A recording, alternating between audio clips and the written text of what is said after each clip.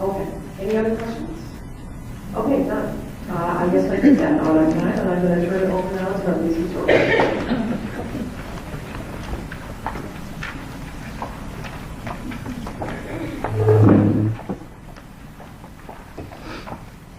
Thank you, Denise. Good morning, everyone. Good morning. Okay, I want to give you kind of an update in terms of where we are from our organization, as Nancy and Lisa both mentioned, as a movement we continue to evolve and embrace the pathways and the outcomes and embracing the full GSLE experience. And locally here at GSSEM, we're also going through our own transformation that, as Denise mentioned, it dates back several months. It really has its roots in our strategic learning effort, which again has been a joint effort with staff and volunteers.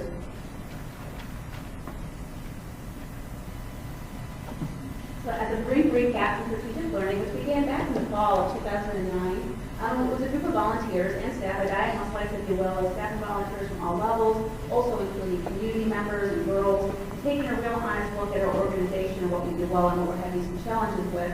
And we're really tasked with identifying what is our winning proposition, what is our strategic focus going to be in terms of our key priorities and our competitive focus. That was put together with that team. It was approved by the board in January of 2010 and evolved into GAP teamwork, where we identified groups of, there's a team of folks who put together a GAP teams around our key priorities to try to identify how do we get from where we were to where we want to be. So once we had that competitive focus defined, how are we going to get there? What are the steps we're going to need? And they were tasked with not only identifying what those things might be, but also challenges around updating our processes and our structures and our culture and having the right people in the right place doing the right positions. And making some recommendations around that. The body of the strategic learning work was shared at 3 think tanks last spring, where we wanted to really communicate with volunteers and give them an opportunity to hear what had been done, and also gives us an opportunity to solicit some additional feedback from volunteers. We did some surveys, we did an open spaces dialogue in terms of giving their feedback on what had been done, and also giving people an additional opportunity to engage in those GAP teams and become involved if they like. And since that time, the GAP team work, a lot of progress has been made. And just to remind you what those key priorities were at GSSEM, our strategic focus is around these 4 areas. The first one is to live within our means while better allocating and diversifying our resources. Resources speaking not only to money, but people and property. The second one is to immediately implement the Girl Scout leadership and the 6 pathways, troop, camp, series, events, travel, and virtual. The third one is around the creation of a comprehensive volunteer management system, which is called the single entry system. It's the way in which we recruit, vet, and train, and support, and recognize our volunteers. And the fourth one is to develop an integrated functional communications plan, which speaks not only to internal communication, but external communication as well. And in the 2010-2011 membership year, we made substantial progress against some of those goals. Making sure my clicker's keeping up with me. The first one that you see there is that we really embrace the GSLE outcomes-based experiences and fuse it into all council offerings from a series, an event, and a camp perspective. The second one you see is that the communications department was expanded to include public relations and support for new media, as mentioned earlier, the presence on Facebook, on YouTube, on Twitter. The third one is around the funding request, to really seeking grant dollars that supported the mission, not trying to make the dollars match the program, whether we have a mission and our GSLE experience and what have that, and want to seek grant funding that supports that. So that's our strategy going forward. The next one is around the major staff restructure in key areas that really began back in June 2010 and wrapped up in January of 2011. And then the last one there is the update to the volunteer structure, and then mirroring that up with the new staff structure and better implementing and supporting volunteers in all pathways and girls in all pathways, and ensuring that they have a quality Girl Scout leadership experience.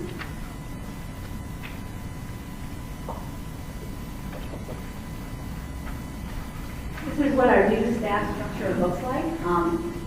The one that we spoke to a little bit earlier is the entire organization, but for the space that was recently restructured, here's some of the details. You'll see up the Chief Program Officer, that is myself. I have 3 directors that report to me.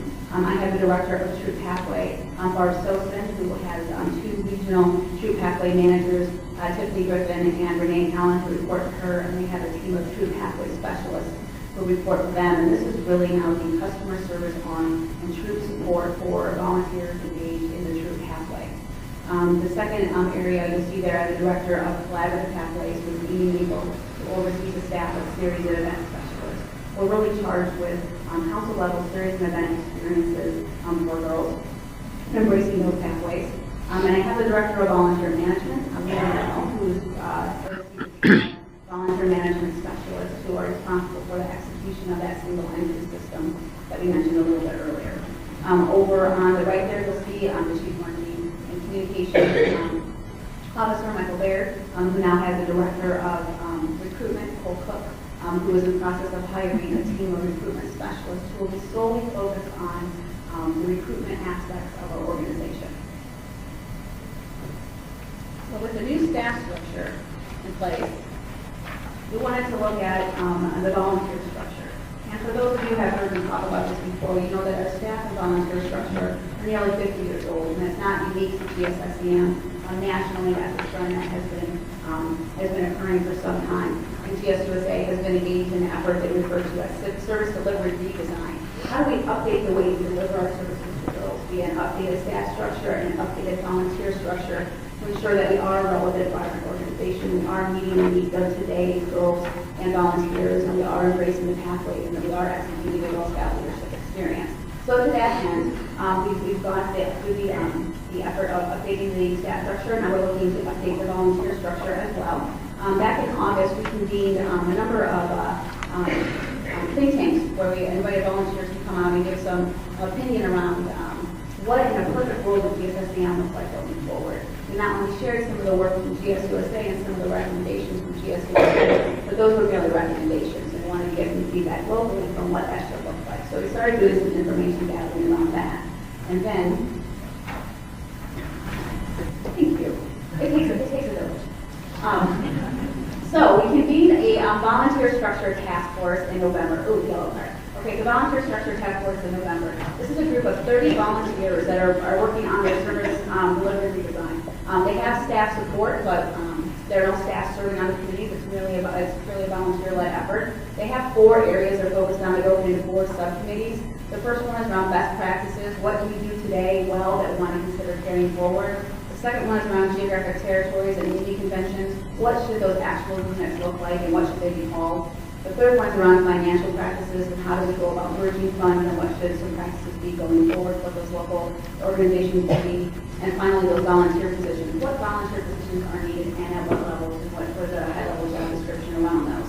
So the final recommendations from those groups are coming actually Monday evening in a meeting. That information will be synthesized very quickly and turned around into town halls, which are scheduled.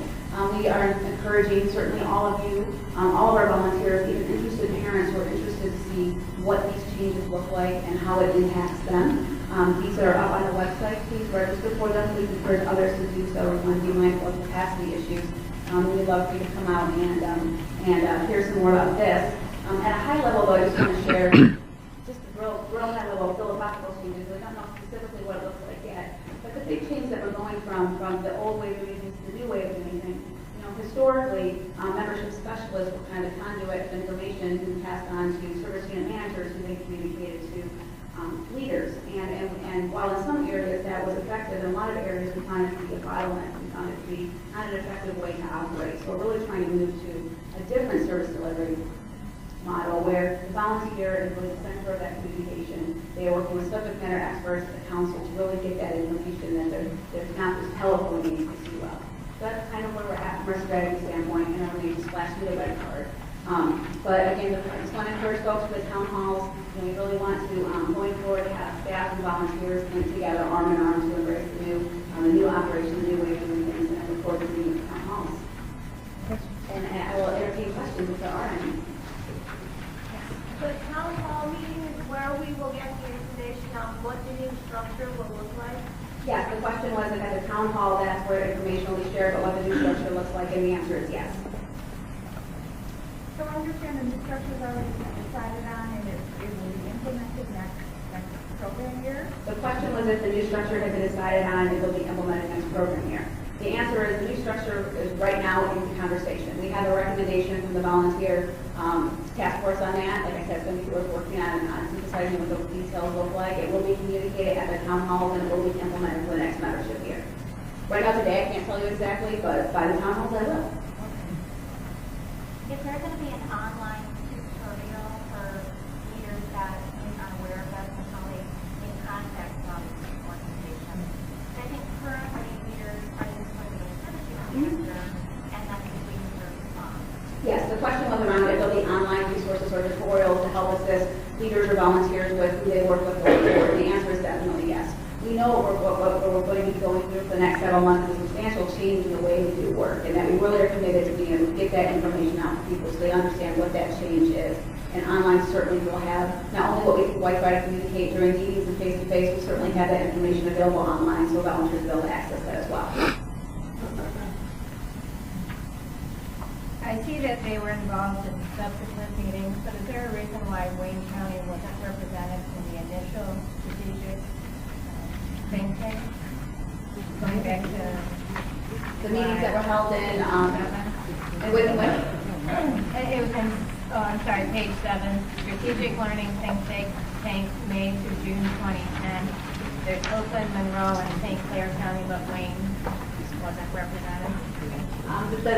The question was around the slide that talks about the think tanks that were held in May. There was 3 of them. And the question was why Wayne County wasn't represented. And actually there's a number of counties that were represented, there's only 3 there. We're actually trying out a couple different meeting strategies. With that particular one, we went with a north location, a central location, and a south location.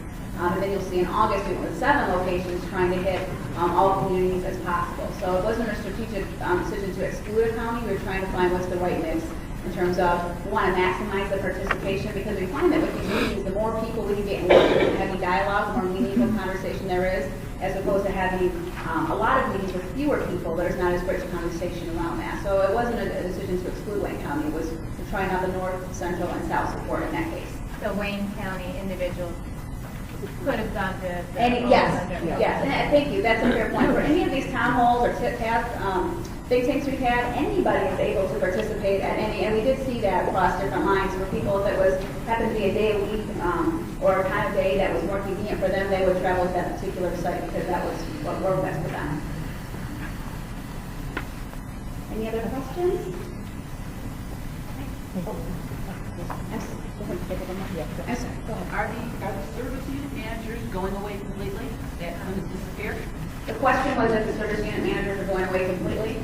The service unit manager position is going away, but service unit managers, those volunteers are not going away. We need those volunteers to be engaged in different ways. So while we certainly need all of our volunteers, it will be perhaps in different positions. Thank you.